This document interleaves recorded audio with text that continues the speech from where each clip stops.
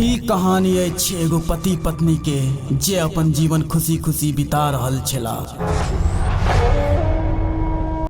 फेरो हुनकर जीवन में प्रवेश करैया एकटा काल रूपी मानव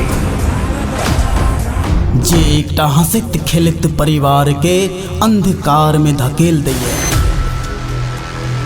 किया हमारा रूसल सजनिया, लेकिन ई सच्चाई छै कि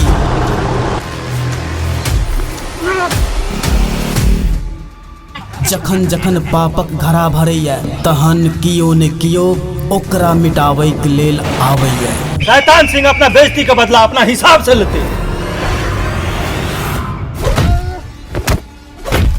अगर अपना बाप के जिंदा देखना चाहे छे तो सार जगते छे, जगते रह जो।